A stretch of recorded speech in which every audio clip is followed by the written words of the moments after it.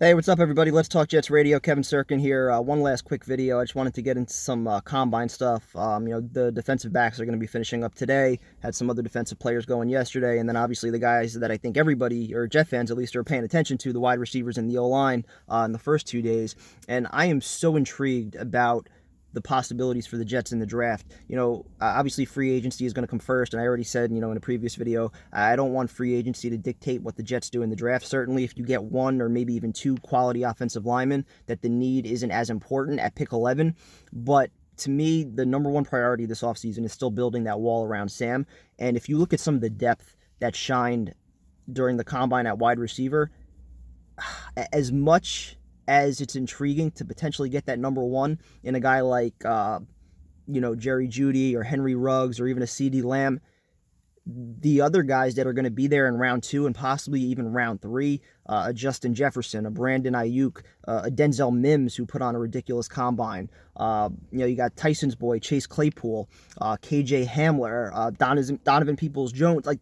I think there's about 20 different guys that could all go within the first 3 rounds that would really, really help this Jets offense. So, yes, I would love to go wide receiver at pick 11, but I think the smarter thing, based off of some of the tackles that also performed well in the combine, would be to stick with that offensive line, depending on who is there. So, to me, there are 3 offensive tackles that should be in play. The obvious 2 being Andrew Thomas, who heading into the combine, I think for most people was the consensus best tackle in the draft.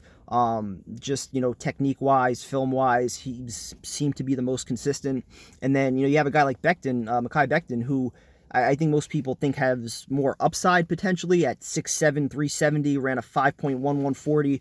I know some people I think initially had some concerns that maybe he was too big, not as agile, but, you look at the Ravens, Orlando Brown, I mean, he dropped to the 3rd round because of some of his concerns with size, and he's been nothing but dominant and all pro for them. So, I think those 2 guys are obviously the top 2. And then you had a guy like Tristan Wirfs, who definitely, I think, rose up some draft boards as he just dominated the combine. I think it was a 4.840, as well as some other ridiculous numbers that he put up. So those 3 guys are all very intriguing. To me, if Andrew Thomas or Becton somehow slide to pick 11, I don't think there's any way that Joe Douglas could pass up on those 2. Now, if you're talking about Wirfs, if somehow you graded him ahead of the other 2, which is possible, if you graded him ahead of the other 2, I think you could take him. If you have him as your 3rd best tackle, though, that's where I think it becomes interesting. It's like if you have a chance to get the number 1 wide receiver in a ridiculously stacked draft class and then still allocate, 2 picks for the offensive line later on, as well as potentially hitting on somebody in free agency, is that a better plan?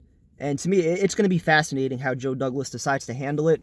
I'm starting to lean a little bit more towards going wide receiver in round 2 and round 3, just because of some of the names that did shine in the combine, as well as guys that performed, throughout their collegiate career. And offensive line just being the priority. If you put that wall in front of Sam, I think he can make it work without having a true number 1 wideout. But, Henry Ruggs, to me, that's the number 1 guy if you're going to go wide out. If, some of the tackles aren't there and maybe you do hit on a Thuney or a Conklin or, maybe somehow both. I doubt it. But if you're able to do that and then also get a Henry Ruggs who, fastest receiver in the draft class, reminds a lot of people of Tyreek Hill. I think he could be a great fit in this offense, for the speed that Gase is looking for. And then you have, Jerry Jeudy, who's just... As far as route running, as far as making plays after the catch, just being a great all-around wide receiver, I think he's probably tops in this class. And then you even have CeeDee Lamb, who I think is a true number 1 wideout, can make guys miss after the catch, good size. I mean, this receiver class is just loaded. So, if you're able to hit in free agency, I think it does, create that option to go wide out at pick 11. But certainly, like, doubling up on it, if you get, Conklin, Thuney, or even if, and this is the last point I wanted to make. I know I'm rambling a little bit here, but let's say you don't get those top offensive linemen. And let's say, I think there was a caller that mentioned a couple weeks ago, guys like Graham Glasgow and Connor McGovern, guys that, around the same age, probably cost half the price as Conklin or Thuney. That would be very intriguing because then you have, probably another $10 million that you can spend on a Brian Poole or a Jordan Jenkins or possibly even, a couple players to fill several needs that the Jets are going to have to fill. So it's going to be fascinating to me how Joe Douglas decides to use the resources that he does have to build around Sam and to build around this team. And I'll continue to say it. The offense has to be the priority because you cannot leave Adam Gase with any excuse going into the season. Give him the O-line, give him the wide receivers. Do not allow him to point the finger at Sam or Le'Veon Bell or anybody else. Put this squarely on his shoulders. Here are the pieces that you needed. Find a way to make it work. Because if there's one thing that we know with Adam Gase, and I said it in the video a couple seconds ago, he cannot make it work with less. So give him absolutely everything he needs, and let's see where Sam is at the end of the year. If he makes some strides and the continuity discussion turns out to have some merit, then awesome. I think fans would be happy, right? We all don't like Gase right now, but we want to see Sam succeed.